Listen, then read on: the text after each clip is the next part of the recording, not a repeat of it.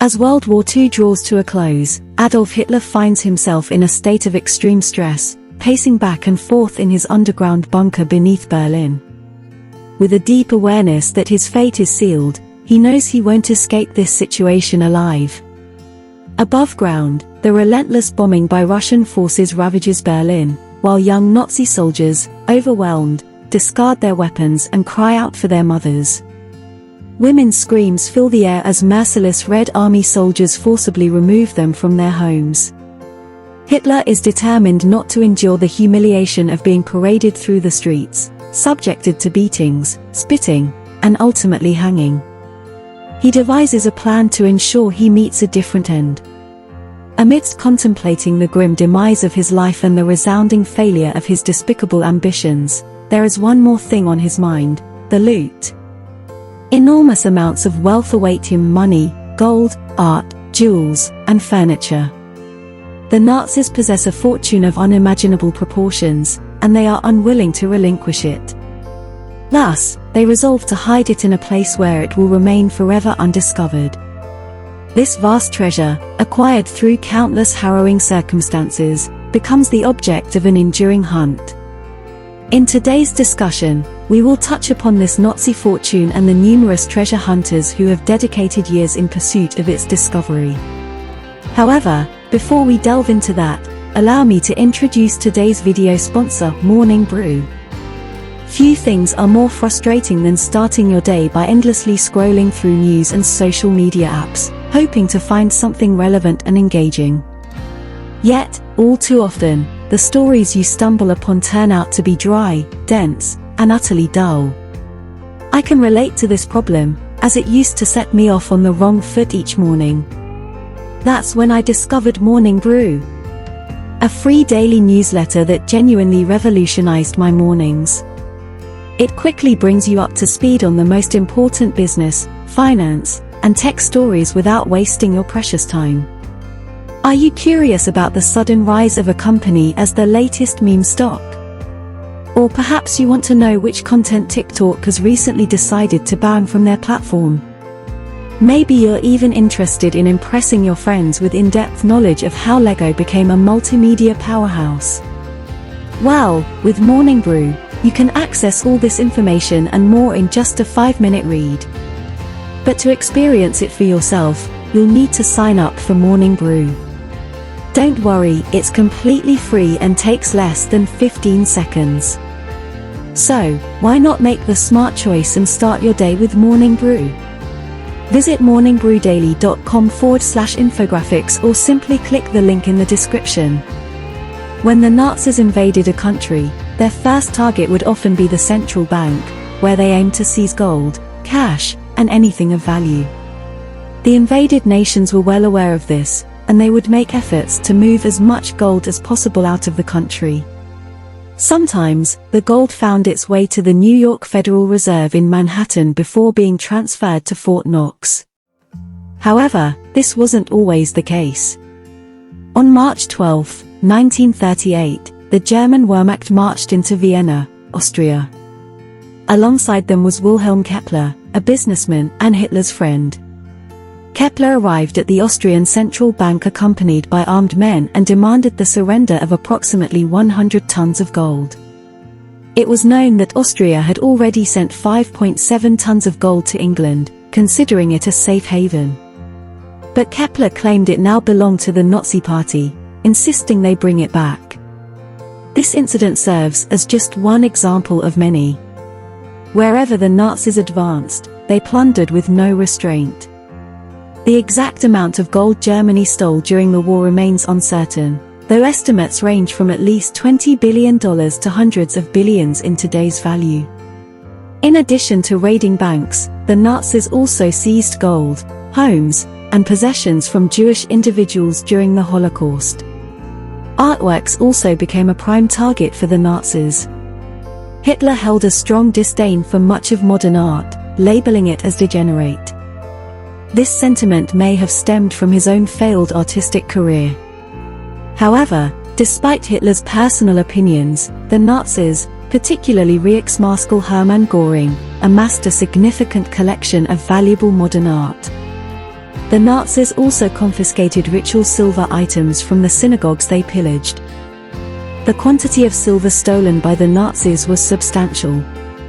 Although some of these items were eventually recovered by the Monuments Men, a program dedicated to preserving cultural artifacts, a significant portion of the Nazi plunder remained elusive. This included an immense amount of hard cash, in addition to the vast quantities of gold, silver, and hundreds of thousands of valuable cultural objects. Considering the extensive looting that took place across Western Europe, parts of the Soviet Union, and even as far as Africa, it could be argued that this prolonged robbery constituted the largest heist in history. To illustrate the magnitude of the plunder, let's examine a particular incident. In 1943, while the Nazis were present in Tunisia, North Africa, they seized a substantial amount of gold from Jewish individuals on the island of Derba. As was customary, the Nazis intended to transport the gold back to Germany, but it is uncertain whether it was lost when the ship carrying it sank. Separating the truth from the myths surrounding Nazi gold is often a challenging task, and the debate regarding how much treasure remains undiscovered continues to this day. Nonetheless, it is evident that the Nazis possessed vast wealth. Therefore, when the Russians, British, American, and French forces entered Germany towards the end of the war, one of Hitler's primary concerns was the preservation of the Nazi loot. Throughout the war, much of the stolen wealth was stored in the Reichsbank, the central bank of the German Reich in Berlin. Hitler knew that once the enemy reached Berlin, one of their first targets would be the bank. He feared losing the gold stored there. In February 1945, the bank was nearly destroyed when approximately 1,000 B-17 flying fortresses dropped bombs on Berlin. The United States alone unleashed around 1.5 million tons of explosives through these airstrikes, while the Soviet Red Air Force, British RAF Bomber Command, and French Air Force also contributed to the devastation. Berlin had endured years of bombings, but the American attack in February demolished numerous significant structures, leaving countless people homeless or dead. Hundreds of employees were working at the bank when it was hit, but fortunately, no casualties occurred because they had sought shelter in underground bunkers. Nonetheless, the upper levels of the building were destroyed. This event served as a wake-up call for Hitler, signaling the need to relocate much of the vault's contents. Over the years, the vaults had become filled with gold bullion, as well as thousands of gold teeth and pieces of jewelry looted from Jewish victims of gas chambers. Many of these items were deposited in the bank under a fake name, Max Heiliger. The Nazis stored not only gold but also banknotes, artwork, and valuable furniture under this alias. The gold would later be melted down, and the other items would eventually be sold to dealers. It is crucial to note that the Nazis looted from thousands of Poles, Russians, other Europeans, Romani and Sinti people, Jehovah's Witnesses, and homosexuals. The Nazis believed that this scheme would make them rich while leaving no traceable evidence. However, after the bank bombing, it appeared that Hitler and the Nazis might lose everything. Consequently, Hitler ordered his commanders to begin emptying the vaults. This involved the removal of approximately 100 tons of gold bullion, worth millions at the time, which would be a fortune in today's currency. Additionally, 3,682 bags of German marks, 80 bags of foreign currency, 63 bags of silver, platinum bars, numerous pieces of jewelry, artwork, and hundreds of bags containing stolen valuables belonging to Nazi elites were transported to a salt mine in the village of Makus, located around 200 miles from Berlin. Although this was only a fraction of the overall Nazi stash, it provided Hitler with some reassurance. Not long after Hitler believed the loot was secure, the Third Army led by Lieutenant General George Patton crossed the Rhine. On April 4, members of the 3rd Battalion of the 358th Infantry Regiment entered Makus, unaware of what lay hidden in the mine. 2 days later, Lieutenant Colonel William A. Russell of the 90th Infantry Division's G5 began asking questions outside the mine. Growing suspicious after speaking with several individuals, he informed the German mine managers that he wished to inspect the shafts. When he and a few of his men descended into the mine, they were astounded by what they encountered. It felt like a surreal dream. Before them lay a significant portion of Germany's gold reserves, millions in paper money of various currencies, as well as art and other valuables stored in trunks and piled on crates. Within a space measuring 23 meters, 75 feet, wide and 46 meters, 151 feet, deep underground, numerous exceptionally valuable treasure chests were packed together. Dwight D. Eisenhower personally inspected the loot and later described it as a great amount of gold and silver plate and ornament obviously looted from private dwellings throughout Europe. While it is an approximate estimate, the total value of the recovered items would be around $8 billion in today's currency. However, there was still more to be found. On April 20, 1945, Hitler's 56th birthday, he became increasingly agitated. He was experiencing a nervous breakdown, hearing distant artillery shells and having nightmares of being humiliated by Soviet soldiers. Rumors circulated that the Americans had discovered his gold. Outside, German families feared their uncertain fate. Children, equipped with oversized helmets and guns, stood on street corners. Meanwhile, some Nazi leaders sought to escape Germany while taking their loot with them. However, Hitler knew he had no chance of escaping. He was determined to die in the bunker and ensure that all incriminating documents would be destroyed. On April 28, Hitler married his secretary Eva Braun, though the ceremony was far from joyous. Hitler appeared frail, with ashen skin and trembling fingers. Each distant bomb explosion filled him with anguish. The news of Benito Mussolini's gruesome display in Milan nauseated him. Yet, Hitler managed to dictate his final will and testament. He vehemently denied responsibility for the war's outbreak, placing the blame on international Jewry and its assistants. He bequeathed his art collection to the town of Linz and declared that any remaining valuables should go to the Nazi Party. Undoubtedly, Hitler must have been preoccupied with the fate of his loot. However, the Red Army had their eyes set on it as well. When they entered Berlin, they engaged in widespread atrocities, particularly against women. They raided upscale homes, shooting anyone in their way and confiscating all valuable possessions. The Soviet Union and its people had suffered immensely during the war, so it was not surprising that unofficial orders were given to soldiers to take whatever they desired. Items of high value were to be brought back to the Soviet Union under a trophy commission. Museums, libraries, private collections, and national archives were looted with abandon. Individual soldiers ransacked houses once they were finished with the occupants.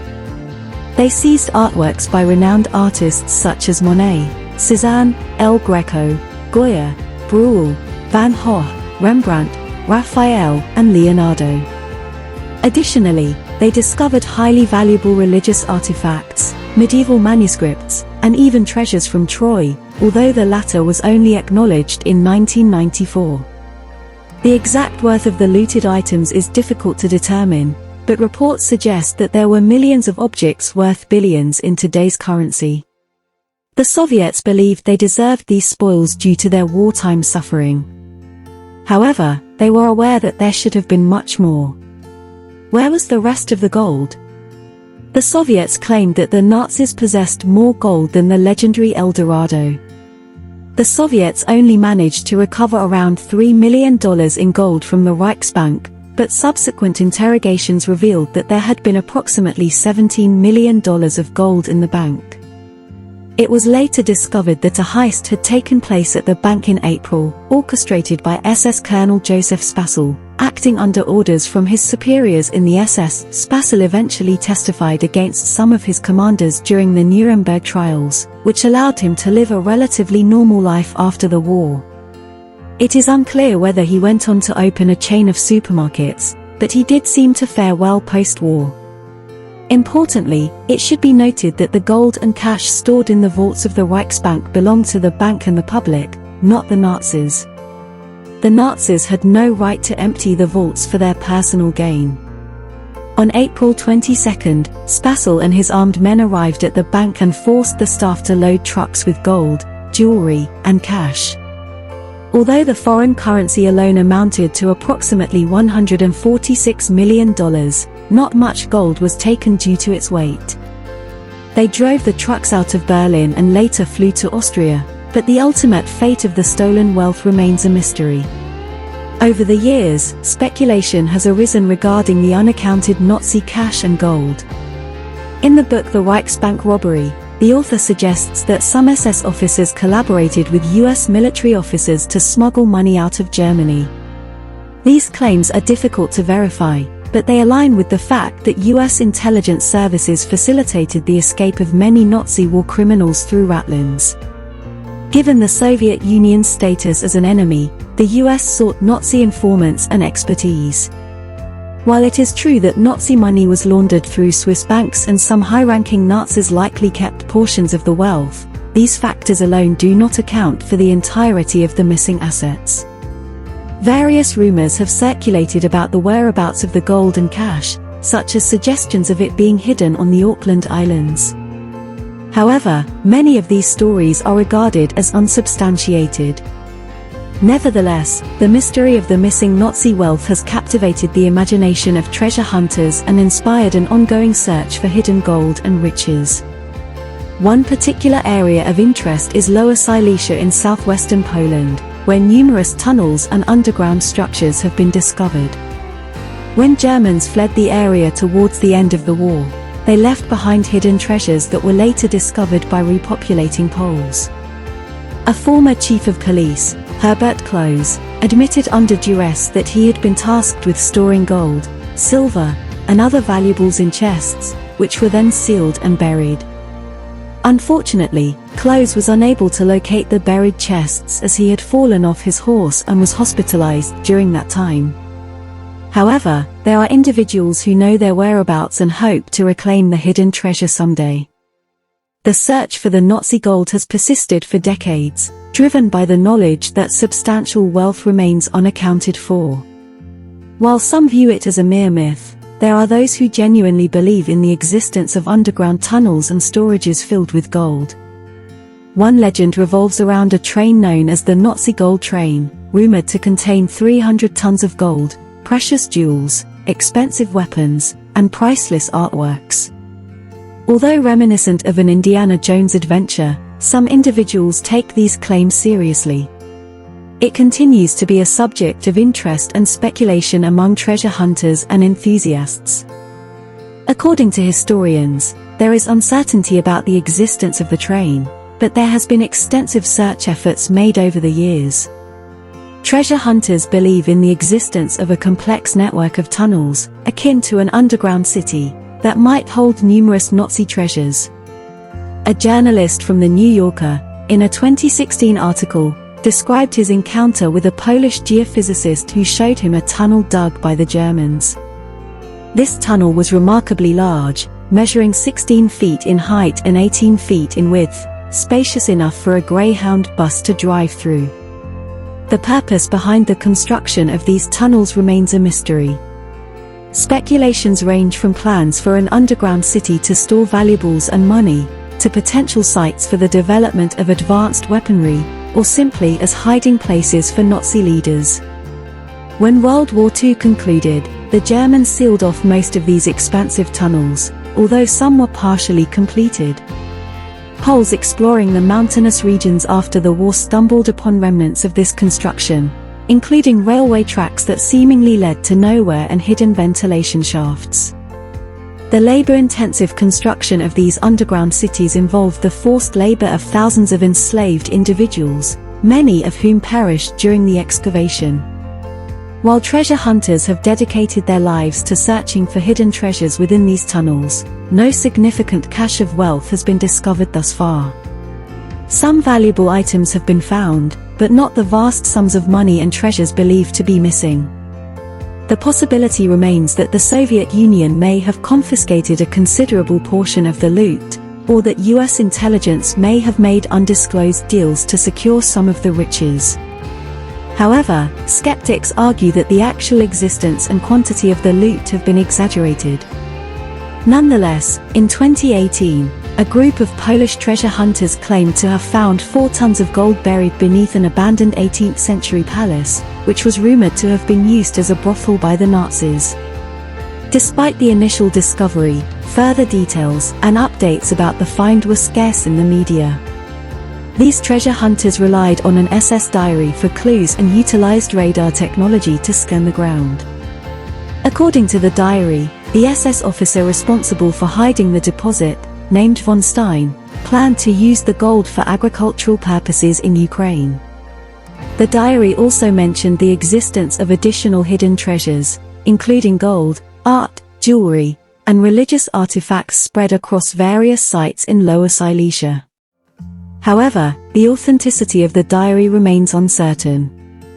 Even if the existence of vast amounts of hidden gold and cash is doubted, a significant number of the millions of artworks stolen by the Nazis during World War II are still missing, with many valuable cultural items belonging to Polish Jews remaining hidden or in the possession of individuals unwilling to return them. While the hunt for Nazi gold continues, some previous theories about hidden treasures have been debunked, such as the belief that 4 tons of gold were aboard the SS Minden when it sank off the coast of Iceland. No gold or precious items were discovered when the wreck was explored in 2018. As a result, questions persist about the whereabouts of the remaining hidden treasures. Are they still concealed, or have they found their way into private collections or basements?